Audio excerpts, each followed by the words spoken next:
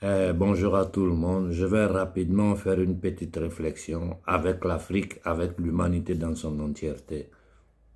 Mais comment on peut venir nous parler de droit international, des conventions de Genève, pendant qu'un État peut se permettre d'attaquer le siège diplomatique d'un autre État en tuant les officiels de cet État? Et dans le monde entier, il y a un silence total. Le pays des droits de l'homme qui est la France, c'est-à-dire le gouvernement Rothschild de France, est dans un silence total. L'Union européenne est dans un silence total. Les Nations unies sont dans un silence total. À part la Russie qui a fait des déclarations claires en condamnant cet acte barbare, le reste du monde qui s'est autoproclamé le monde civilisé, qui se balade sur la planète, a donné des leçons de moralité, de démocratie à tous les autres peuples du monde, sont dans le silence.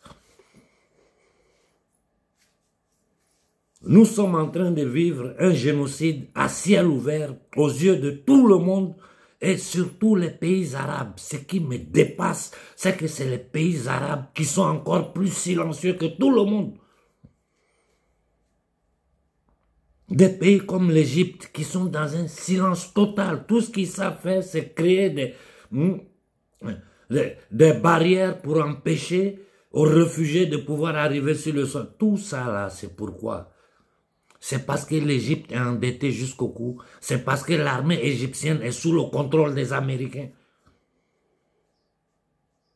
Quand nous voyons ce qui se passe dans ce monde-là, où ceux qui se proclament, ceux qui se sont autoproclamés les garants d'une convivence mondiale, éthique, morale, basée sur des règles bien claires, des règles démocratiques, dans le respect des droits internationaux,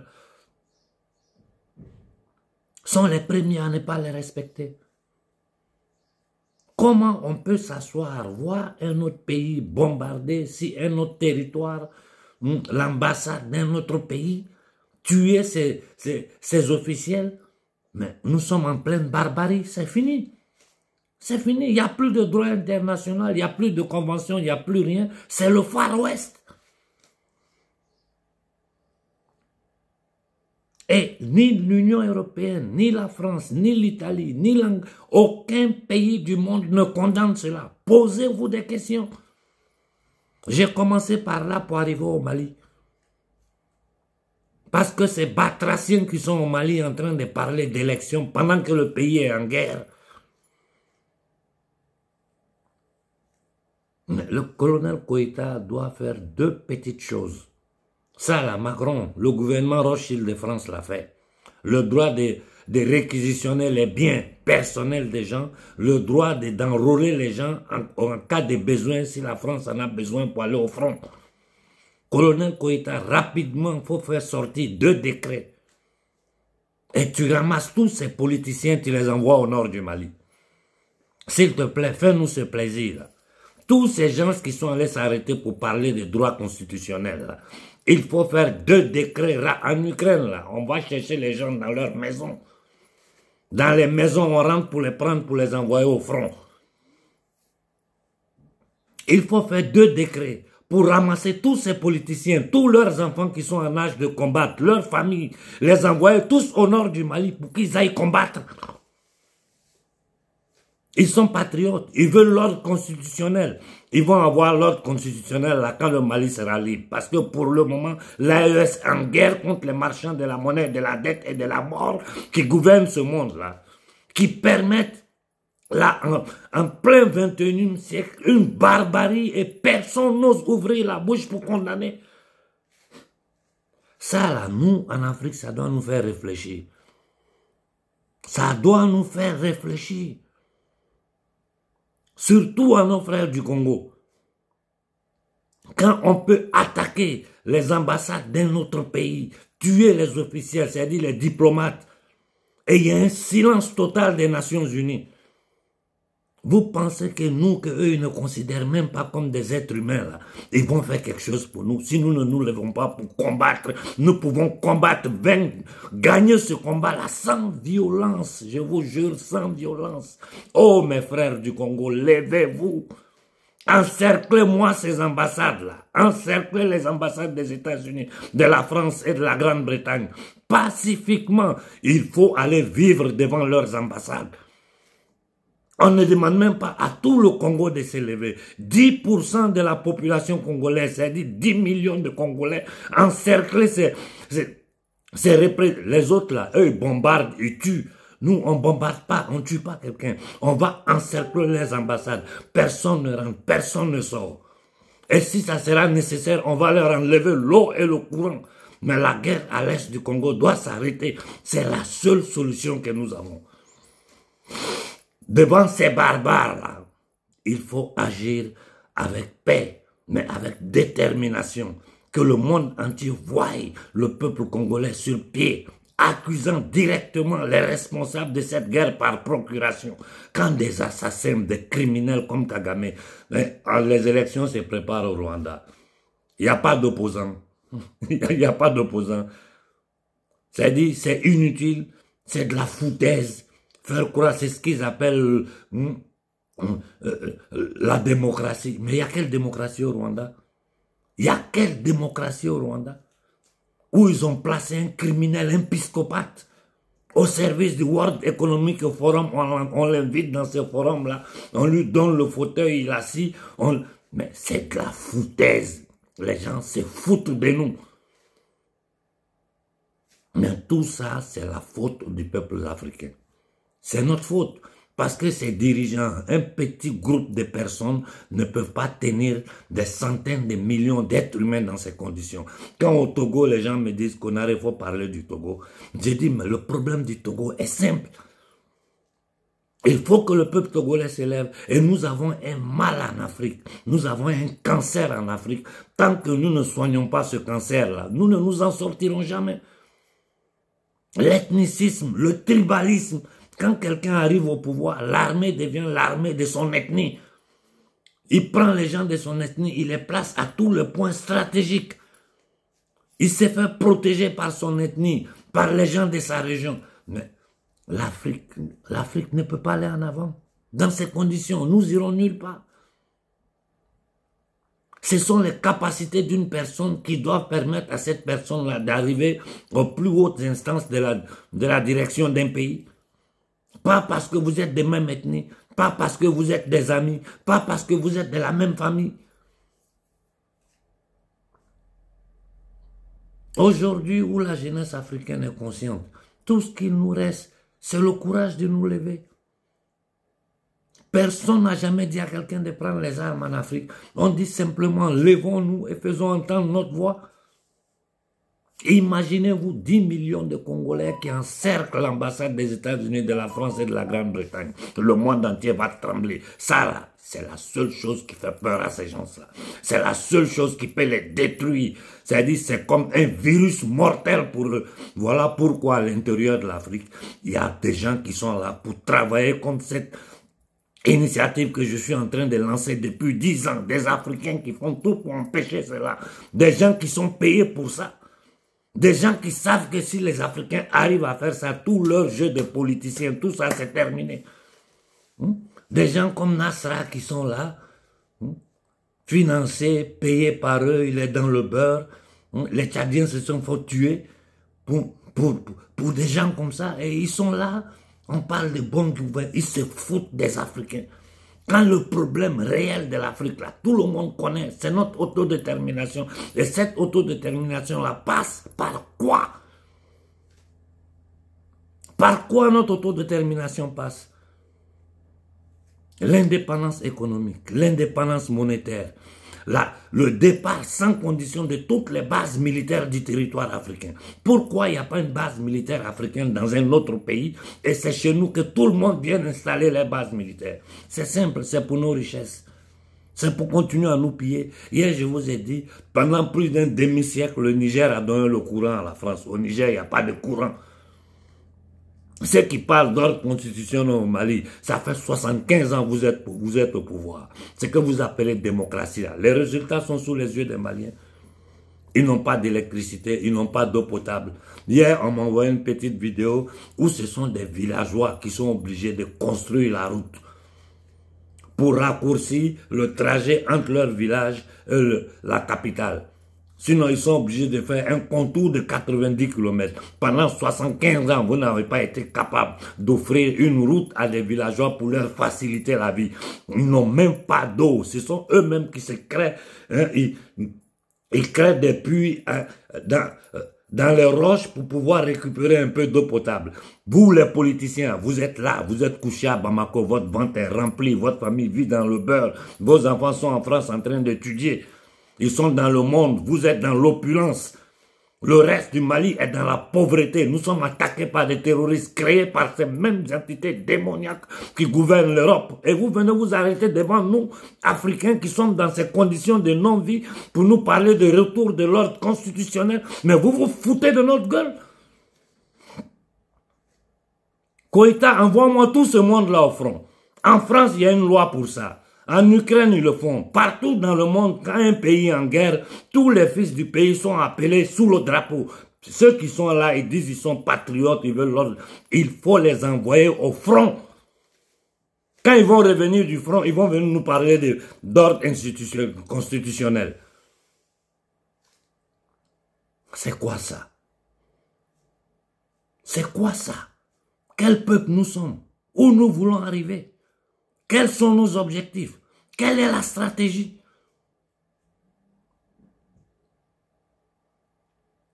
Au Togo, au Bénin, il faut vous lever. Il faut que vous vous levez. Vous ne pouvez plus vous asseoir, regarder des petits groupes de voyous, vous tenir dans la pauvreté, dans l'humiliation, sans aucune... Rien, il n'y a rien en Afrique. Tout nous manque. Tout nous manque. Depuis la fin de la Seconde Guerre mondiale jusqu'à aujourd'hui, ils disent qu'ils ont donné des milliards à l'Afrique. Où est fini cet argent? À quoi ça a servi? Parce que nous sommes dans des conditions de non-vie. Un continent qui est le plus riche de la planète, les gens n'ont pas d'eau, ils n'ont pas de courant, ils n'ont rien. Nous, on n'a rien. Et ces mêmes voyous de politiciens là s'arrêtent devant nous pour nous chanter la même chanson qu'ils chantent depuis 75 ans, démocratie. Mais démocratie, là, dans le monde entier, vous voyez démocratie et ce qui est en train de se passer. Les puissances qui sont autoproclamées puissances démocratiques, regardez leur comportement. J'ai commencé exprès en vous disant ce qui s'est passé hier. Un État se permet d'attaquer l'ambassade d'un autre État en violant toutes les conventions de Genève, en violant le droit international. Les pays occidentaux, l'Union européenne, la France, tous les pays occidentaux, les États-Unis sont dans le silence. C'est chez nous, ils vont venir parler. Le Mali a envoyé les preuves que ce sont les Occidentaux qui sont derrière le terrorisme au Sahel. Au Conseil de sécurité des Nations Unies, jusqu'à aujourd'hui, le débat n'est pas ouvert. Il y a quelqu'un en Afrique aujourd'hui qui ne sait pas qui est derrière ces groupes armés de voyous, de bandits, de criminels. Ils commettent un génocide en plein jour. Tout le monde regarde. Chacun se tait. Personne ne dit rien. Et ces organisations qu'ils appellent des droits de l'homme viennent chez nous en Afrique nous dire que les droits de l'homme sont bafoués en Afrique. Ce qui se passe en Syrie, là, les droits de l'homme ne sont pas bafoués. Ce qui s'est passé en Irak, et ça continue, les droits de l'homme ne sont pas bafoués. Ce que les gouvernements Rothschild sont en train de faire ici en Occident, les droits de l'homme ne sont pas bafoués. Ils ont créé toutes ces structures-là pour légaliser, pour légitimer leur banditisme dans le monde.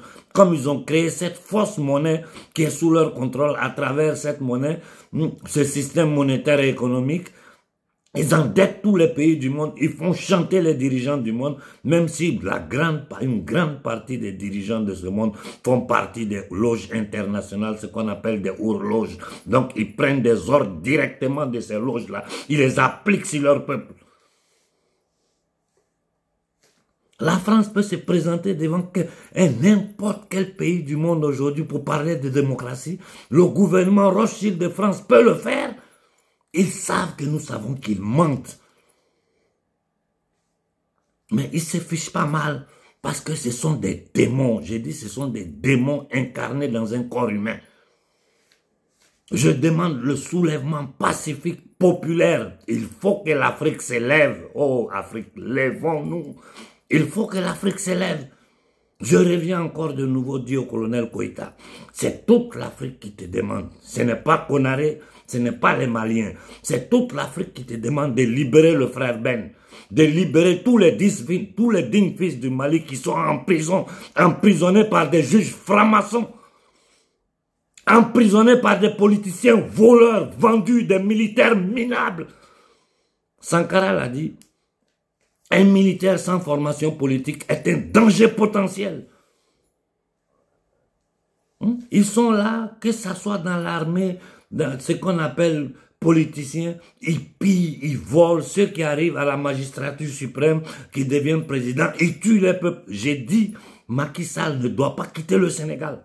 Macky Sall et toute la bande qui a travaillé autour de lui ne doivent pas quitter le Sénégal. Si ces gens-là, après ce que la jeunesse sénégalaise a souffert, après tout ce que le Sénégal, les enfants du Sénégal sont dans les bateaux, hein. Jusqu'aujourd'hui, ils sont dans les bateaux. Partout dans le monde, les Sénégalais, un pays qui est aussi riche, les Sénégalais sont en train de travailler dans le monde pour nourrir les familles au Sénégal. Si ces gens qui sont responsables de ça, ces soi-disant intellectuels, politiciens sénégalais qui ont participé à ce que toute l'Afrique a suivi en direct, quittent le Sénégal sans passer devant la justice, être condamnés, être mis en prison et récupérer tous les biens qu'ils ont volés, Ousmane Sonko et ton équipe, vous aurez affaire à nous. Ça veut dire que vous avez sacrifié les Sénégalais pour arriver au pouvoir, pour faire la même chose que les nègres de salon sont en train de faire. Et je vais le dire ici clairement à Ousmane Sonko, devant toute l'Afrique. La première des choses à faire, c'est sortir du franc CFA, annuler tous les contrats coloniaux et demander le départ de toutes les armées d'occupation du Sénégal. Si tu n'es pas capable de ça, toi et ton équipe, dégagez. Il y a des Sénégalais qui sont prêts à le faire. Le Sénégal a toujours été le pays au service des impérialistes. Et pourtant, moi je vous ai dit, j'ai vécu au Sénégal, j'allais au quartier ministériel, j'étais au point E. J'ai eu l'occasion de parler avec des dirigeants sénégalais. Je connais bien le Sénégal, mais les intellectuels sénégalais, c'est des gens préparés, c'est des gens qui savent. Mais ils sont dans l'hypocrisie. Tout ce qu'ils aiment, c'est qu'eux, ils sont assis là, dans le quartier résidentiel, eux et leur famille. On vient, on leur commande un peu d'argent, ils sortent, ils sont adulés par le peuple, aimés par le peuple. Les griots chantent les louanges, alors que vous volez, vous vivez des deniers publics. J'ai dit, c'est de ça que France Fanon a parlé le siècle dernier, les risques que l'Afrique courait, avoir des nègres de salon à la tête des pays africains pour continuer le colonialisme, l'impérialisme, c'est-à-dire le patron s'est déplacé, il a mis des noirs devant, et c'est les noirs qui continuent à faire le travail de pillage, de maintien du peuple africain dans la misère. C'est ce qui se passe en Afrique. On les appelle intellectuels, des gens comme Nasra. Ou intellectuel de Nasra, un petit garçon, un jeune de rien du tout, qui n'est même pas capable de défendre son peuple. Les gens au Sénégal, au Cameroun, vous parlez de Kamto. Kamto dit quoi de concret? On peut attaquer les Ouattara, les Yerdama, ceux-là, nous savons tous ce qu'ils sont. Mais cette nouvelle génération, ces nouveaux politiciens, l'Afrique est en train de mourir à petit feu. La souffrance qu'il y a en Afrique, on sait, mes téléphones sont remplis de messages. J'enlève le son parce que ça arrive, de partout, la jeunesse africaine est désespérée. Les Africains sont désespérés. Et vous êtes là, vous nous parlez d'ordre constitutionnel pendant que les Américains qui sont derrière la barbarie que notre peuple est en train de subir, les attaques au Sahel, tous ces terroristes-là, c'est l'œuvre de la CIA, de l'MI6, du Mossad, de la DGS française. Le monde entier le sait. Ça suffit avec cette hypocrisie. Il faut que l'Afrique s'élève. Nous n'avons pas besoin de violence. Nous là, écoutez-moi quand je vous parle. Vous, jeunes leaders panafricains, société civile africaine, je parle à toute l'Afrique, des plus âgés aux plus jeunes. Il faut que l'Afrique s'élève. Il faut que nous envahissions les rues de toutes les grandes villes d'Afrique, des villages. Il faut que le monde entier voie le peuple noir, le peuple le plus meurtri. Depuis 6 siècles, ces gens nous tiennent en condition. Même les animaux vivent mieux que nous. Nous allons continuer à nous asseoir, à écouter des indignes nous parler d'ordre constitutionnel de ceci. Koïta, envoie-moi tout ce monde-là au front. Ils n'ont qu'à eux, leurs enfants qui sont en âge de combattre, envoie-les au front. Ces lois-là existent ici en Europe. Pourquoi chez nous en Afrique ça n'existe pas? Et toutes ces ONG qui se baladent en Afrique là, ils n'ont qu'à rester en Europe pour faire leurs déclarations. Ils mettent les pieds en Afrique. J'ai dit à la jeunesse africaine, vous savez où sont leurs sièges, vous savez ce que vous devez faire. Aux Congolais, je vous en supplie, pour le sang de votre peuple versé, pour le sang de notre peuple versé au Congo, depuis des siècles, levez-vous, encerclez-moi ces ambassades et demandez que la guerre par procuration menée par Kagame contre le peuple congolais s'arrête, ou bien nous fermons ces ambassades. C'est notre terre. Aujourd'hui, là, nous ne devons plus avoir peur, parce que le droit international n'existe pas. Et la géométrie variable. Ils ne peuvent, ce qu'ils ont fait à nos aïeuls, à nos ancêtres dans le passé là, aujourd'hui là, ils ne peuvent pas le faire. Ils ne peuvent pas le faire. N'ayons pas peur. Je vous dis seulement, la violence génère la violence. Ne passons pas par la violence pour résoudre nos problèmes. Nous pouvons régler les problèmes de l'Afrique si des centaines de millions d'Africains se mettent sur pied. Et vous savez tous ceux qui m'écoutent, vous savez que c'est la solution.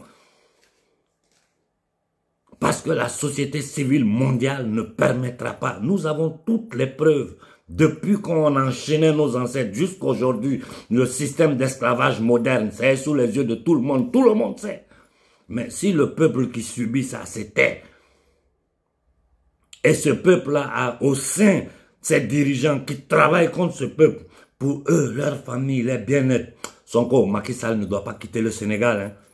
Il ne doit pas quitter le Sénégal. Les enfants du Sénégal sont morts pour toi. Les fils du Sénégal sont tombés, les balles. Nous allons sortir toutes les vidéos, toutes les images pour te mettre ça sous les yeux. Si Macky et sa bande sortent du Sénégal, tu vas nous entendre.